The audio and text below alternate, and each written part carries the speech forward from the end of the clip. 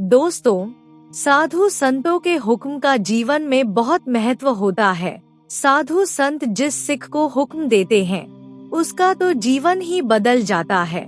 लेकिन वो कोई ऐसा विरला सिख ही होता है जिसको गुरु का हुक्म प्राप्त होता है।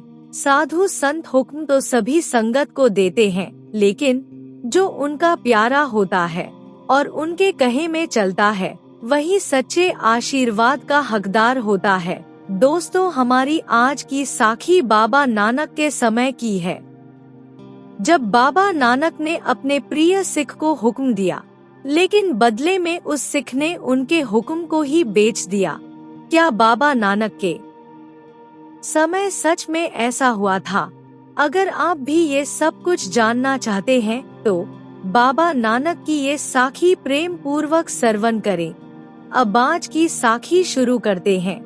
दोस्तों, बहुत पहले की बात है, बाबा नानक ने दुनिया भर की यात्राएं की और लोगों को सही रास्ता दिखाया। ऐसे ही बाबा नानक एक बार भाई मर्दाना के साथ चलते चलते एक गांव में पहुँचे। उस गांव के चारों तरफ हरियाली ही हरियाली थी और गांव के बाहर ही एक सुंदर तालाब था। बाबा नानक को वो जगह बहुत अच्छी लगी। उन्होंने मर्दाना को कहा कि मर्दान्या, हम कुछ दिन इस जगह पर ही रुकेंगे। मर्दाना बाबा नानक की कोई बात नहीं टालते थे। उनको भी वो जगह बहुत अच्छी लगी। बाबा नानक ने तालाब के पास एक पेड़ के नीचे अपना आसन लगा लिया और भाई मर्दाना से कहा कि मर्दान्या, रबाब बजा बानी आई है। बाबा नानक के हुक्म पर भाई मर्दाना ने रबाब बजाना शुरू किया और बाबा नानक कीर्तन करने लगे।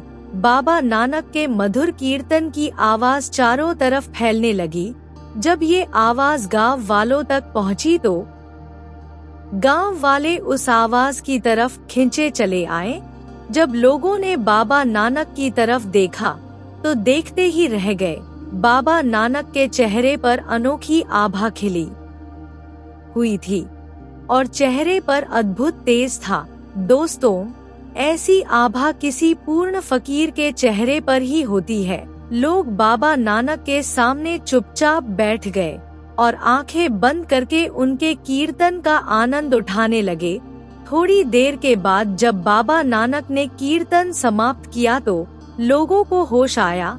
लोगों ने उठकर बाबा नानक के चरण स्पर्श किए और उनका आशीर्वाद प्राप्त किया। उसके बाद लोग खुशी खुशी अपने घर की तरफ चले गए। अब ऐसे रोज होने लगा। लोग सुबह सुबह बाबा नानक के आसपास इकट्ठे हो जाते और उनके मधुर कीर्तन का आनंद उठाते। बाबा नानक के कीर्तन की प्रसिद्धि चारों तरफ फैलने लगी। उस गांव का एक सिख रोज बाबा नानक का कीर्तन सुनने के लिए आता था। जब सारी संगत चली जाती तो भी वो सिख बाबा नानक के पास बैठा रहता और बड़े प्रेम भाव से उनकी सेवा करता। उस सिख एक रिश्तेदार था जो उसे गुरुजी के पास जाने से मना करता था। उसे साधु संतों पर बिल्कुल भी विश्वास नहीं था। उसका मानना था कि सभी साधु संत पाखंडी होते हैं और लोगों को बेवकूफ बनाकर उनका फायदा उठाते हैं। लेकिन एक दिन उसने खुद अपने रिश्तेदार से कहा कि तुम जिस गुरुजी के पास जाते हो मुझे भी एक बार उनके पास ले चलो। मैं भी एक बार उनके दर्शन करना चाहता हूँ। जब उसे सिख ने अपने रिश्तेदार की ये बात सुनी तो वो बहुत खुश हुआ और उसे बाबा नानक के पास ले गया।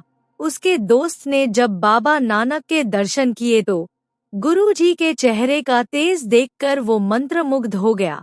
उसकी नजरें बाबा नानक के चेहरे से हट ही नहीं रही थी। उसने हाथ जोड़कर बाबा नानक से कहा कि गुरुजी, मैं भी आपका सिख बनना चाहता हूँ। कृपया करके आप मुझे अपनी शरण में ले लें। मैंने आज तक अनगिनत पाप किए हैं। मैं तो भगवान के अस्तित्व को भी नहीं मानता था, लेकिन आपके दर्शन करके मैं निहाल हो गया हूँ। इसलिए गुरुजी, आप मुझे भी दीक्षा दीजिए। बाबा नानक उसके मन की बात जानते थे कि ये सिर्फ ऊपर ऊपर से ही कह रहा है। ये घड़ा कच्चा है अभी तक, इसे अभी तक पूर्ण विश्वास नहीं है। बाबा नानक ने उसकी बात सुनकर कुछ नहीं कहा तो वो सिख वापस चला गया और कुछ दिनों के बाद वो आदमी फिर वापस बाबा नानक के पास आया और आकर हाथ जोड़कर बोला, गुरुजी मुझे अपना शिष्य बना लो। बाबा नानक ने उसकी बात सुनकर कहा, बेटा सिखी का रास्ता बड़ा कठिन है, इस रास्ते में बहुत त्याग करने पड़ते हैं।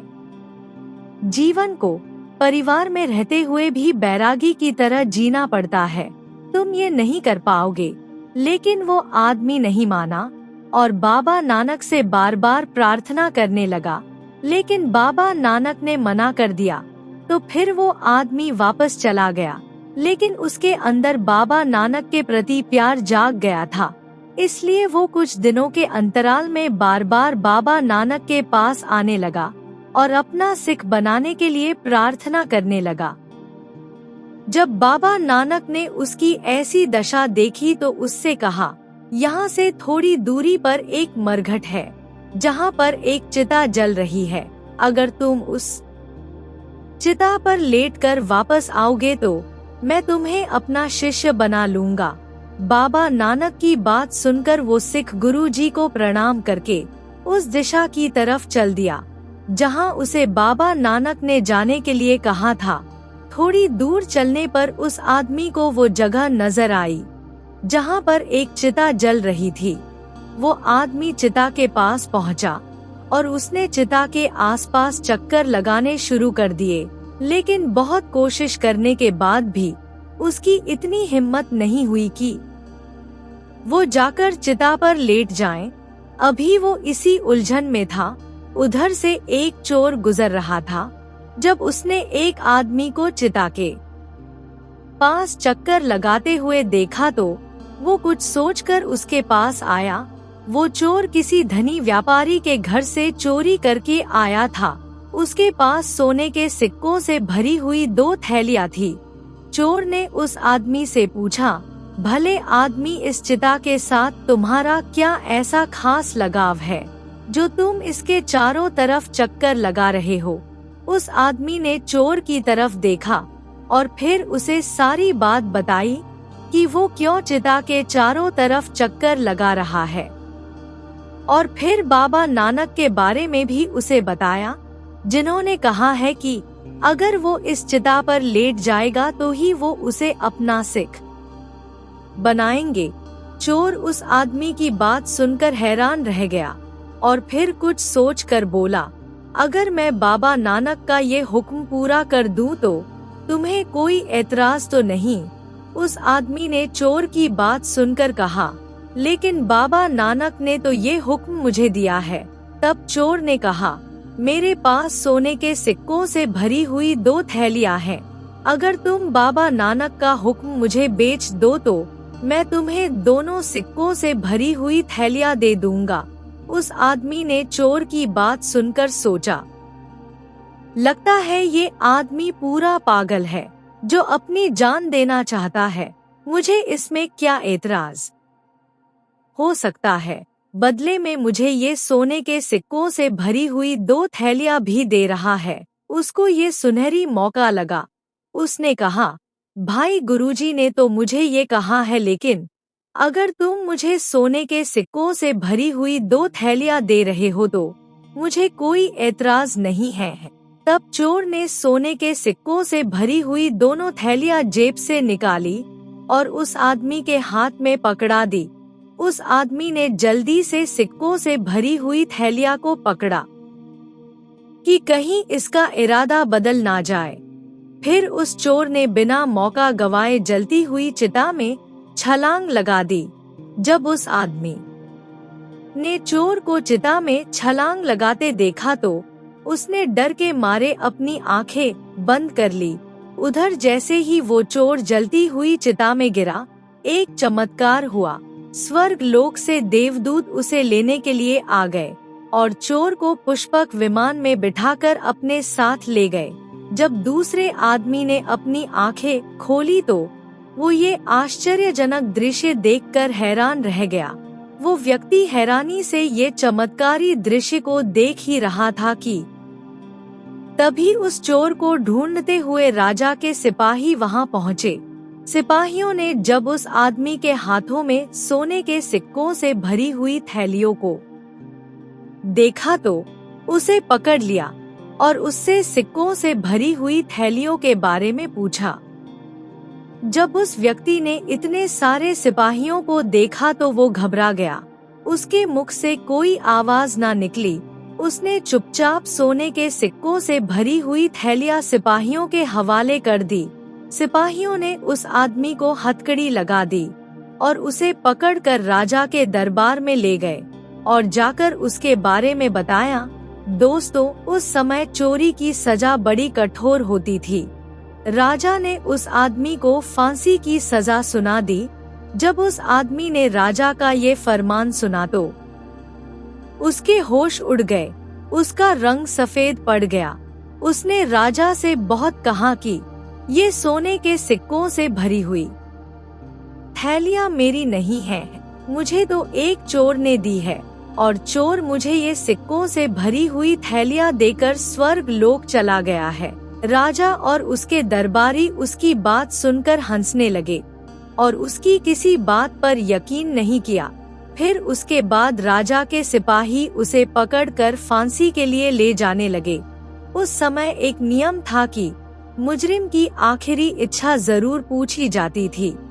जब सिपाहियों ने उस आदमी से उसकी आखिरी इच्छा पूछी तो उस आदमी ने कहा, मुझे एक बार वापस अपने राजा के पास ले चलो।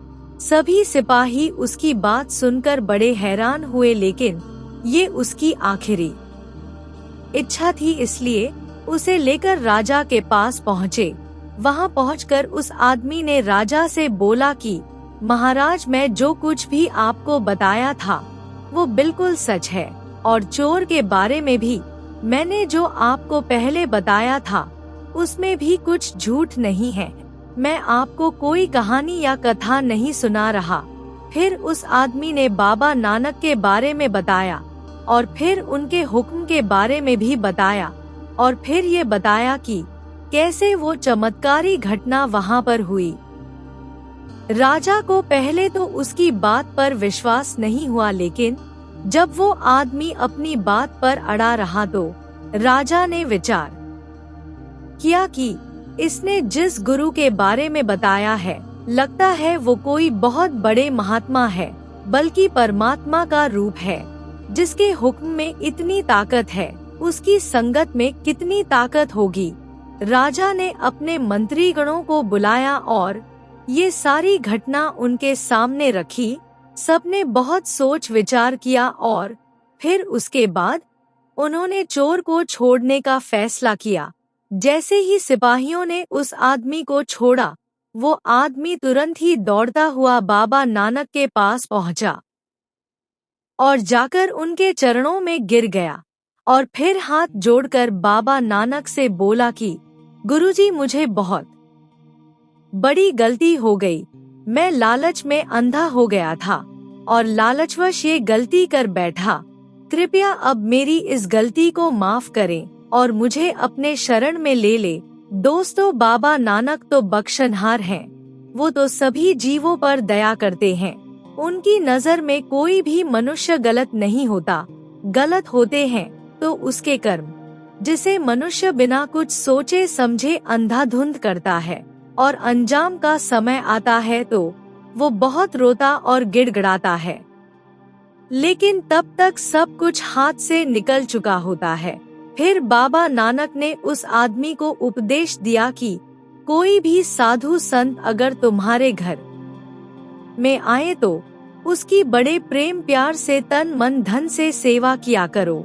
अगर तुम ये सब कुछ करोगे तो सिखी तुम्हें सहज ही प्राप्त हो जाएगी। फिर बाबा नानक ने उसे सतनाम की दात दी। दोस्तों, अगर इस तरह कोई सिख गुरु के पास शंका लेकर जाता है तो गुरु इस तरह के लोगों का भी उद्धार कर देते हैं और अपने शरण में ले लेते हैं। दोस्तों, बाबा नानक की इस सुंदर साखी से हमें ये शिक्षा मिलती है कि हमें गुरु के हुक्म के अनुसार चलना चाहिए। गुरु जो कुछ भी कहते हैं, जो कुछ भी करते हैं, उसमें कोई ना कोई राज जरूर होता है।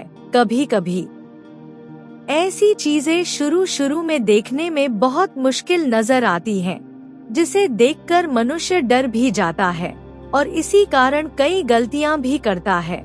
लेकिन जब उस राज से पर्दा उठता है तो मनुष्य उसका परिणाम देकर हैरान हो जाता है और अपनी गलती के लिए अपने आप को कोसने लगता है। इसलिए दोस्तों, गुरु हमें जो कुछ भी कहे, हमें उसी के अनुसार चलना चाहिए और उनके हुक्म में रहना चाहिए। अगर हम गुरु के हुक्म में रहेंगे तो हमारे जीवन में कभी कोई परेशानी नहीं आएगी, क्योंकि गुरु का हाथ हमेशा हमारे सर पर होता है और गुरु अपने शिष्य का कभी कोई नुकसान नहीं होने देता। दोस्तों, बाबा नानक की ये साखी आपको कैसी लगी? कृपया कमेंट करके जरूर बताएं। वीडियो अच्छा लगा हो तो लाइक, शेयर, सब्सक्राइब करना ना भूले। आपके बेशुमार प्यार के लिए बहुत बहुत धन्यवाद। वाहेगुरु जी का खालसा, वाहेगुरु जी के फतेह।